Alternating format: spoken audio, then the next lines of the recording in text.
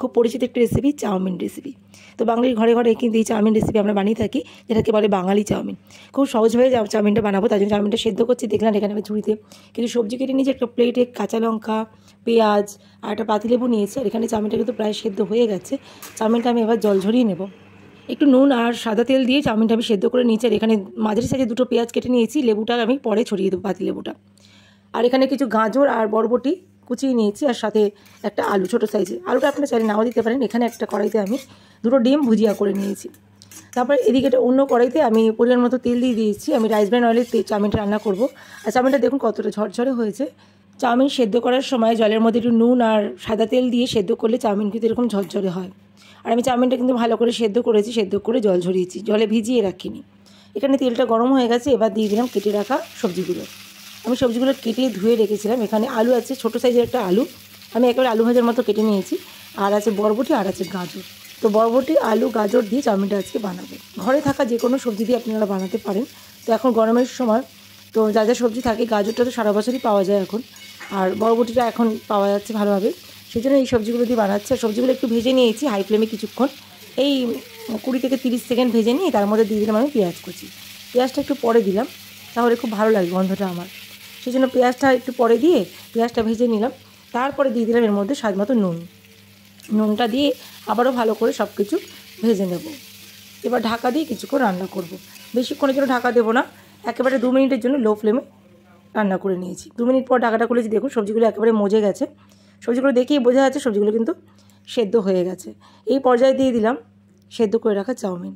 সবজিগুলো বেশি সেদ্ধ করা যাবে না, সেই জন্য 2 মিনিটের জন্য ঢাকা দিয়ে রাখবেন, তাহলে নরম হয়ে যাবে।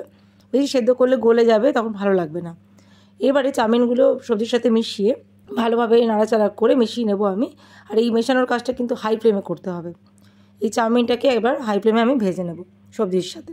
সেই জন্য খুব ভালোভাবে সাবধানে কাজটা করতে হবে, যেহেতু অনেকটা চাউমিন, আর এভাবে মেশাতে গেলে অনেকটা সময় লাগে আর এবং সাবধানে করতে লাগে। সাধারণত ঘরোয়া পদ্ধতিতে, সহজ পদ্ধতিতে বাঙালি চাউমিন আমরা যেভাবে বানাই সেটাই আজকে শেয়ার করছি। এইভাবে চাউমিন কিন্তু আমরা ঘরে ঘরে বানাই। আর চাউমিন কিন্তু ভালো লাগে তখনই যখন চাউমিনটা ঝরঝরে হয়। আর সেই ঝরঝরে করার জন্য জলের মধ্যে অবশ্যই কিন্তু নুন আর তেল দেবেন। সাদা তেল জলের মধ্যে দিয়ে চাউমিন সেদ্ধ করলে একটা গায়ে একটা লাগবে না। দেখুন চাউমিনটা মেশানো হয়ে গেছে। এই পর্যায়ে দিয়ে দিলাম আমি চাউমিন মশলা। এটা চিংসের চাউমিন মশলা, এটা কিন্তু খুব টেস্টি হয়। এটা দিলে অনেকটা রেস্টুরেন্টের মতো ফ্লেভার আসে। তো সেই জন্য আমি এই মশলাটা বেশিরভাগ সময় ব্যবহার করি, অনেক সময় এই মশলাটা ছাড়াও করি। তো এই মশলাটা আজকে দিলাম, খুব ভালো লাগে ফ্লেভারটা। মশলাটা দিয়ে আবার ভালো করে মিশিয়ে নেব। আর আপনারা চাইলে এই চাউমিনের মধ্যে একটু রসুন কুচিও দিতে পারেন, আমি আজকে রসুনটা দিইনি। আর সবশেষে দিয়ে দিলাম সয়া সস। এই যে কালো রঙের সসটা দিলে একেবারে কালারটা হয়ে যাবে রেস্টুরেন্টের মতো। খুব বেশি কিন্তু দেওয়া যাবে না, তাহলে তিতকুটে ভাব চলে আসবে, সেই জন্য অল্প করে দিতে হবে। এই 1 চামচ মতো দিতে হবে, 4 চামচের 1 চামচ মতো। সয়া সসটা দেওয়ার পরে আবার সব কিছু ভালো করে মিশিয়ে নেব আমি। এই মেশানোর কাজটা কিন্তু খুব ভালো করে করতে হবে, এতে সব জায়গায় সয়া সসটা ভালোভাবে পৌঁছে যায়। সবশেষে দিয়ে দিলাম ডিমের ভুজিগুলো বা ডিম ভাজাটা। 2খানা ডিম আমি ফেটিয়ে ভেজে রেখেছিলাম একটা আলাদা কড়াইতে, সেটা এখন মিশিয়ে দেবো। আমি সব শেষে ডিমটা মেশাই। আপনারা চাইলে পরিবেশন করার সময় প্লেটের মধ্যেও মেশাতে পারেন ডিমটা। তো ডিমটা দেওয়ার পর ভালোভাবে আবারও মিশিয়ে নিচ্ছি। এখানে তৈরি হয়ে গেল আমার দারুণ স্বাদের বাঙালি চাউমিন।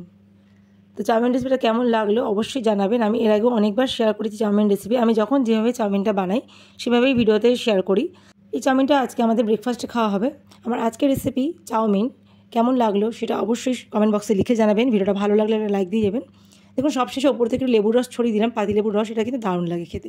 আপনারা চাইলে ওপর থেকে টমেটো কেচাপও ছড়িয়ে দিতে পারেন। ভিডিওটা যদি একটু ভালো লেগে থাকে অবশ্যই লাইক, শেয়ার, কমেন্ট করে জানাবেন।